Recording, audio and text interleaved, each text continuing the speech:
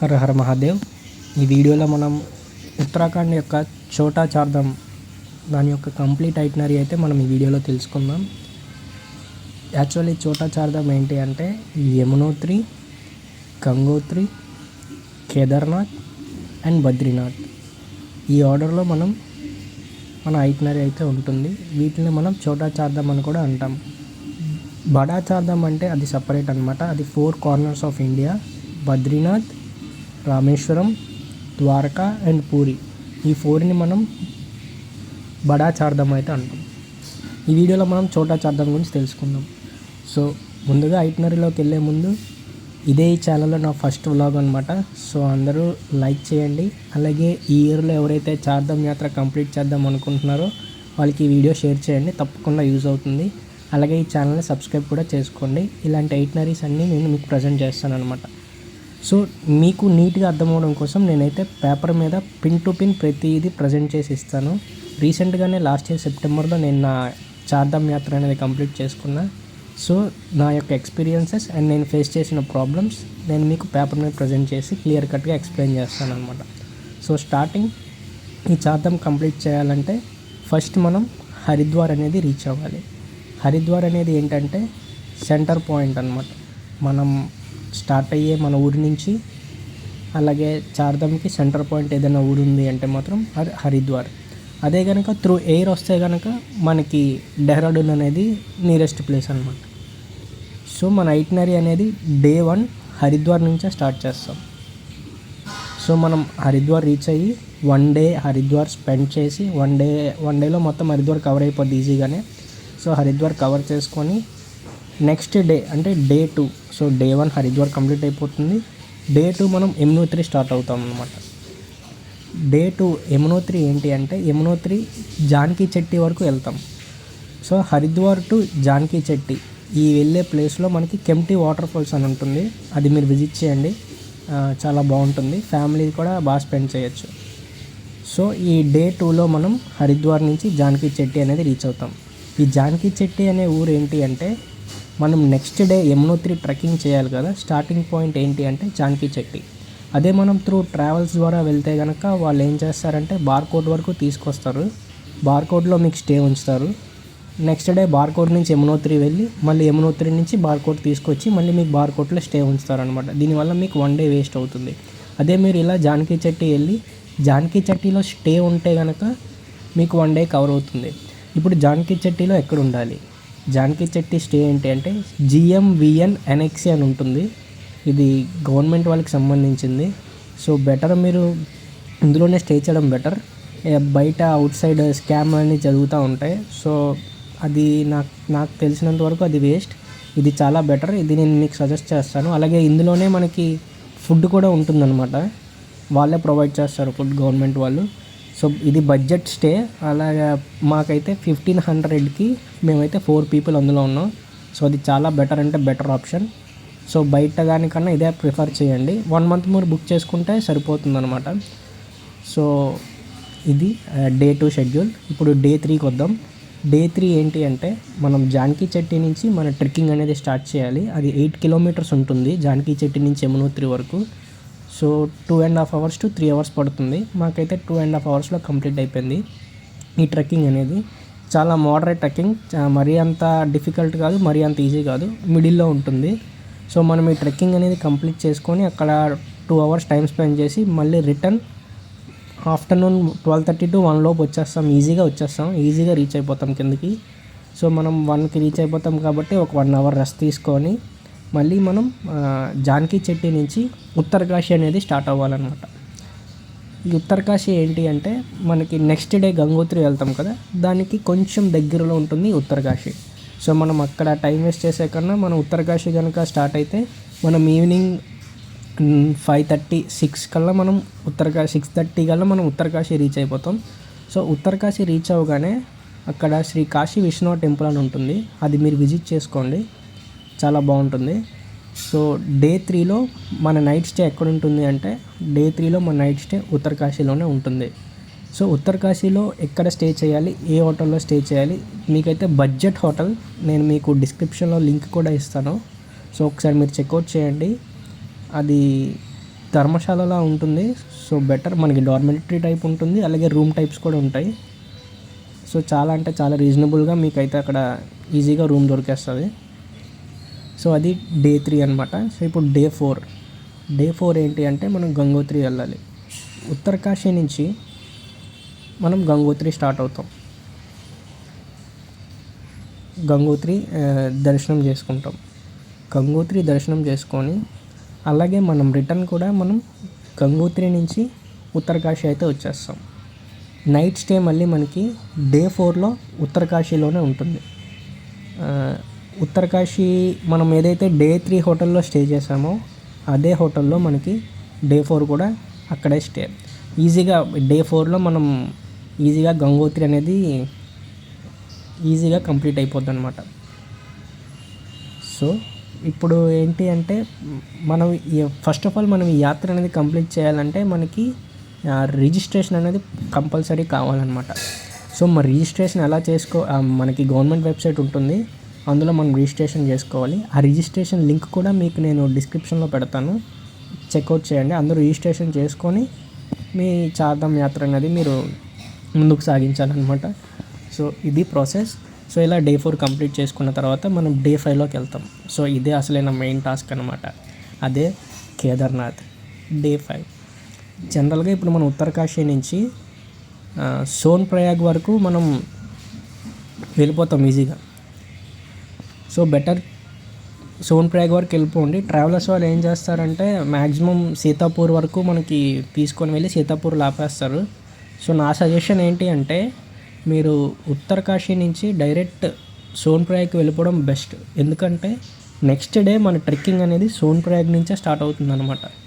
So better మనం సోన్ ప్రయాగ్ వరకు reach అవ్వండి. నేను వీడియోలో అక్కడ గౌరీకుండ్ అని రాశాను బై మిస్టేక్, మళ్ళీ కట్ చేసి నేను మళ్ళీ సోన్ ప్రయాగ్ అని రాస్తాను.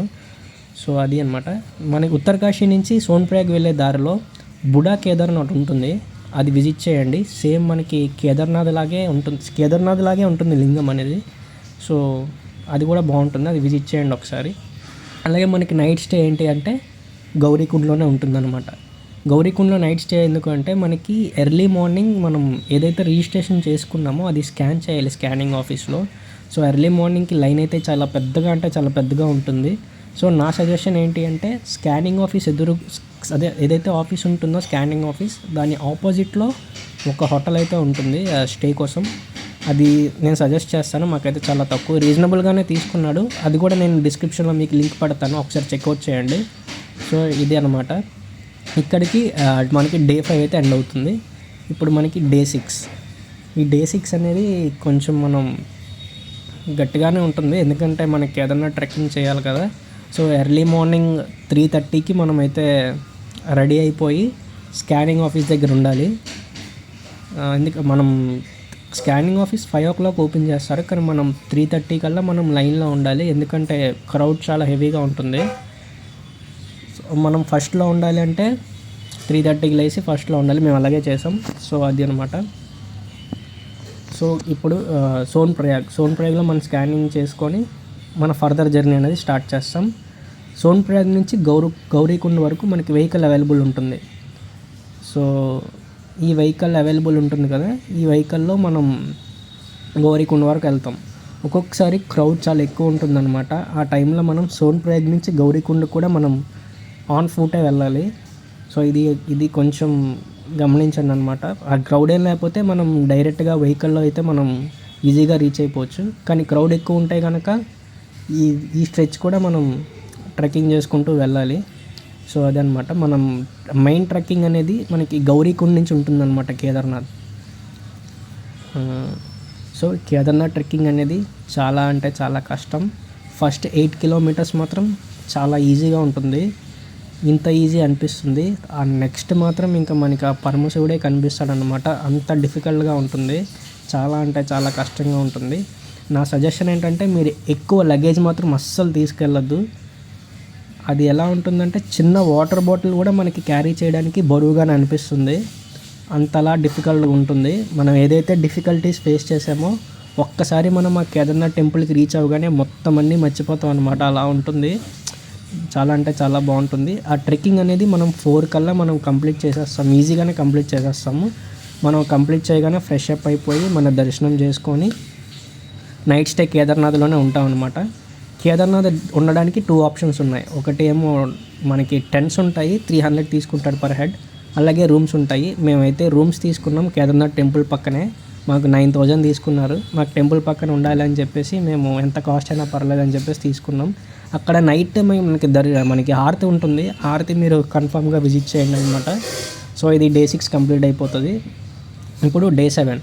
ఈ డే 7లో ఏంటంటే మనకి ఎర్లీ మార్నింగ్ స్పర్శ దర్శనం ఉంటుంది. సో ఈ స్పర్శ దర్శనం ఏంటి అంటే మనం మన చేతులతో ఆ శివలింగాన్ని ముట్టుకోవచ్చు అనమాట. దీనికైతే క్రౌడ్ చాలా ఎక్కువ ఉంటుంది. దీనికి 5 to 6 hours పడుతుంది. అదే మనం అఘోరాలకి పర్ హెడ్ 1100 ఇస్తే కనుక వాళ్ళు బ్యాక్ సైడ్ డోర్ నుంచి తీసుకెళ్ళిపోతారనమాట. సో మేమైతే అలాగే వెళ్ళాము. మాకు 20 minutesలో ఈ స్పర్శ దర్శనం అనేది కంప్లీట్ అయిపోయింది. సో ఎఫర్ట్ చేయగలము అనుకుంటే ఇలా వెళ్ళండి, లేదు అనుకుంటే మీరు 6 to 7 hours ఆ లైన్లో వెయిట్ చేయాల్సి వస్తుంది. మీకు 1 day ఈజీగా వేస్ట్ అయిపోతుంది అనమాట. సో మ్యాక్సిమం అందరూ ఈ 1100 కాన్సెప్ట్తోనే వెళ్తారు. సో మ్యాక్సిమం అలాగే మీరు చేయండి. అలాగే పైన కాలభైరవ టెంపుల్ ఒకటి ఉంటుంది, శంకరాచార్యుల వారిది ఉంటుంది, భీమ్శిలా ఉంటుంది. ఈ విజిట్ చేసేసి మనం రిటర్న్ అనేది స్టార్ట్ అయిపోతాం. ఎక్కడికి? గౌరీకుంట్కి. ఈవినింగ్ 2:30 కల్లా ఈజీగా మనం వచ్చేస్తాం. ఎక్కడం అనేది కష్టం కానీ దిగడం అనేది చాలా ఈజీగా వచ్చేస్తాం. సో మనం కిందకి 3:30కి వచ్చేసి మన వెహికల్ దగ్గరికి వచ్చేసి ఆ పక్కనే మనకి శివ పార్వతి మ్యారేజ్ అనే ప్లేస్ ఉంటుంది. అక్కడికి డ్రైవర్ని పట్టుకెళ్ళమంటే పట్టుకొని వెళ్తారనమాట. సో అది కూడా విజిట్ చేయండి. అది బాగుంటుంది. విజిట్ చేసిన తర్వాత మనం గుప్తకాశీ లేదా ఫాటా వచ్చేస్తాం మన టైంని బట్టి. సో డే 7 ఇలా కంక్లూడ్ అయిపోతుంది. గుప్తకాశీలో మనం నైట్ స్టే గుప్తకాశీలో కానీ ఫాటా కానీ పెట్టుకుంటాం అన్నమాట. ఇప్పుడు డే 8 ఏంటి అంటే బద్రీనాథ్. మన లాస్ట్ ధామ్ బద్రీనాథ్. డే 8 మనం గుప్తకాశీ లేదా ఫాటా ఈ రెండింటి మనం ఎక్కడైతే స్టే చేసామో అక్కడి నుంచి మనం బద్రీనాథ్కి అనేది స్టార్ట్ అవుతాం. సో ఎర్లీ మార్నింగ్ స్టార్ట్ అయితే మనం ఈవినింగ్ 5:30 కల్లా మన బద్రీనాథ్ అనేది కంప్లీట్ చేసుకుంటాం అన్నమాట. రీచ్ అయిపోతాం. ఈ బద్రీనాథ్ రీచ్ అయిన తర్వాత కూడా ఈ బద్రీనాథ్లో కూడా మనం జిఎంవిఎన్ఏ నేనైతే సజెస్ట్ చేస్తాను. వీడు పర్ హెడ్ 600 తీసుకుంటాడు. ఫుడ్ కూడా వీడే పెడతారు. రూమ్స్ చాలా అంటే చాలా బాగుంటాయి. డార్మెటరీ టైప్ అనమాట. రూమ్స్ చాలా బాగుంటాయి. డార్మెటరీ టైప్ అనమాట. సో నేనైతే ఇదే సజెస్ట్ చేస్తాను. మీకు దీని లింక్ నేను డిస్క్రిప్షన్లో కూడా పెడుతున్నాను. సో మనం రీచ్ అవ్వగానే అక్కడ తప్పకుండా ఉంటుంది. అక్కడ వేడి నీళ్ళు వస్తాయన్నమాట కింద నుంచి, భూమిలో నుంచి. అక్కడ మనం స్నానం చేసుకొని మన దర్శనం కంప్లీట్ చేసుకొని మన షాపింగ్ చేసుకొని మన రూమ్కి వచ్చేసరికి టైం అలా సరిపోద్ది అనమాట. నైట్ 10:30 అవుతుంది. సో ఈ టైం మనం నైట్ స్టే అక్కడ జిఎంఎన్ అని చెప్పాను కదా, అక్కడే స్టే ఉంటుంది. స్టే తర్వాత ఇప్పుడు డే నైన్ కూడా మనకి ఎర్లీగానే స్టార్ట్ అవ్వాలి. ఎందుకంటే మనం బద్రీనాథ్ నుంచి 2 to 4 kilometers డిస్టెన్స్లో మనకి మానా విలేజ్ ఉంటుందన్నమాట. మానా విలేజ్ని మనం లాస్ట్ విలేజ్ ఆఫ్ ఇండియా అని అంటాం. సో అక్కడ మన విఘ్నేశ్వరుడు మహాభారతాన్ని రాశారు కదా, ఆ ప్లేస్ అక్కడే అనమాట. సో అది అక్కడ ఉంటుంది, అది విజిట్ చేయండి. వేదవ్యాసుని గుహ ఒకటి ఉంటుంది, అది విజిట్ చేయండి. అలాగే మనకి first tea shop of India అది కూడా అక్కడ కనిపిస్తుంది. సో అది కూడా చాలా బాగా అనిపిస్తుంది. సో విలేజ్ మొత్తానికి చాలా అంటే చాలా బాగుంటుంది. సో విజిట్ చేయండి. సో దీనికి మొత్తం నాకు తెలిసినంత వరకు 3 to 4 hours మనం ఇది కంప్లీట్ చేసేసుకుంటాం. సో 10 కల్లా మనకి మానా విలేజ్ అయిపోతుంది.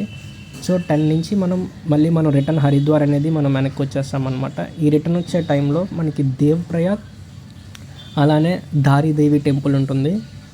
ఈ 2 కూడా విజిట్ చేయండి. ఇది కూడా చాలా బాగుంటాయి. ఇవి విజిట్ చేసుకొని మనం నైట్ 8:30, 9 కల్లా మనం హరిద్వార్ అనేది మనం ఈజీగా రీచ్ అయిపోతాం అనమాట. సో ఇది ఐట్నరీ. సో మీ ఐట్నరీ కనుక ఫాలో అయిపోతే ఈజీగా మీ చార్ధామ్ అనేది మీరు కంప్లీట్ చేసేసుకుంటారనమాట. సో ఇప్పుడు నెక్స్ట్ ఏంటి అంటే దీంట్లో మనం ఆప్షనల్గా ఇంకోటి కూడా పెట్టుకోవచ్చు. డే 10 మనం రిటర్న్లో రిషికేశ్లో స్టాప్ ఉంచుకోవచ్చు. మేమైతే రిషికేశ్ వెళ్ళలేదు. రిషికేశ్ స్టాప్ పెట్టుకొని రిషికేశ్ ఎక్స్ప్లోర్ చేసి మీరు మళ్ళీ రిటర్న్ మీ సొంత ఊరికి మీరు వచ్చేయచ్చు అనమాట. సో ఇది కంప్లీట్ ఐటినరీ ఆఫ్ చార్ధామ్ అనమాట. అలా మీకు ఏమైనా డౌట్స్ ఉంటే కనుక కామెంట్ సెక్షన్లో కామెంట్ చేయండి. నేను మీకు ఖచ్చితంగా రిప్లై ఇస్తాను. అలాగే చాలామంది దోదాం కూడా చేస్తూ ఉంటారు. ఈ దోదాం ఏంటి అంటే కేదార్నాథ్ అండ్ బద్రీనాథ్. ఆ ఐట్నరీ సపరేట్ వేరేగా ఉంటుంది, డిఫరెంట్గా ఉంటుంది. మీకు ఆ ఐట్నరీ కూడా కావాలి అనుకుంటే కనుక నేను మీకు ఇలాగే పేపర్ మీద ప్రజెంట్ చేసి కేదార్నాథ్ అండ్ బద్రీనాథ్ ఐట్నరీ అయితే ఇస్తాను. ఎవరి కామెంట్ సెక్షన్లో కామెంట్ చేయండి. సో నేను దోదాం ఐట్నరీ కూడా ప్రిపేర్ చేస్తాను అనమాట. సో అది మేమైతే ఈ 9 డేస్లో ఇది కవర్ చేసి ఇంకో ఎక్స్ట్రా 4 డేస్ పెట్టుకొని న్యూఢిల్లీ, మథుర, ఆగ్రా ఇవి కూడా విజిట్ చేసి మా ట్రిప్ అనేది మేము కంప్లీట్ చేసుకున్నాం. మేమైతే 13 మెంబర్స్ వెళ్ళాం. మాకైతే 17,000 బడ్జెట్ అయింది ఇవన్నీ కంప్లీట్ చేయడానికి. సో మేమైతే 22,000 ఎస్టిమేషన్ వేసుకున్నాం, కానీ మాకైతే 17,000లోనే కంప్లీట్ అయిపోయింది. సో ఇది అనమాట. సో నెక్స్ట్ థింగ్ ఏంటి అంటే మనకి నెక్స్ట్ మంత్ మనకి చార్ధామ్ అనేది ఓపెన్ అవుతుంది. Yamunotri 30th April, Gangotri 30th April, Kedarnath 2nd మే, బద్రీనాథ్ 5th మే అనుకుంటా. సో ఈ డేస్ ఓపెన్ అవుతుంది. సో పక్కా అందరూ రిజిస్ట్రేషన్ చేసుకోండి. రిజిస్ట్రేషన్ లింక్ అయితే నేను డిస్క్రిప్షన్లో పెడతాను. రిజిస్ట్రేషన్ చేసుకునే వెళ్ళండి. ఆఫ్లైన్ రిజిస్ట్రేషన్ కన్నా ఆన్లైన్ రిజిస్ట్రేషన్ బెటర్. మళ్ళీ అక్కడ టైం వేస్ట్ చేయడం అవన్నీ జరుగుతుంది. సో ఇదన్నమాట. ఇది బేసిక్గా నెక్స్ట్ ఏంటి అంటే ట్రావెలర్స్ వాళ్ళు ఏం చేస్తూ ఉంటారంటే మీకు చెప్పాను కదా డే 2లో బార్కోడ్ గురించి.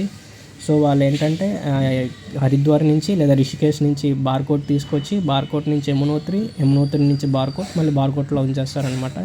సో ఎందుకు ఇలా చేస్తారంటే వాళ్ళకి per day wise vehicle charges ఉంటాయి.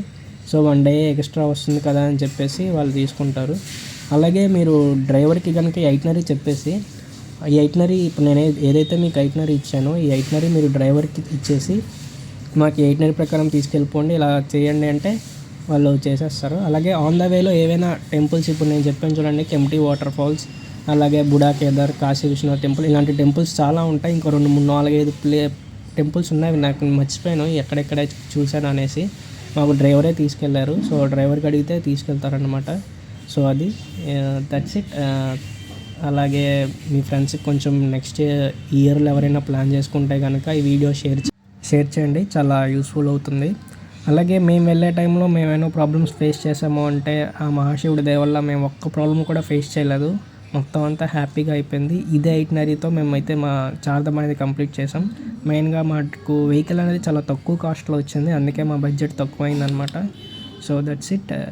సో అలాగే ఈ ఇయర్ ఎవరెవరు చార్ధామ్ అనేది కంప్లీట్ చేయాలనుకుంటున్నారో ఇంటి నుంచి క్షేమంగా వెళ్ళి ఆ మహాశివుడు ఆశీస్సులతో తిరిగి అదే క్షేమంగా ఇంటికి తిరిగి వస్తారని మనస్ఫూర్తిగా కోరుకుంటూ వీడియో నేను చేస్తున్నా. So that's it.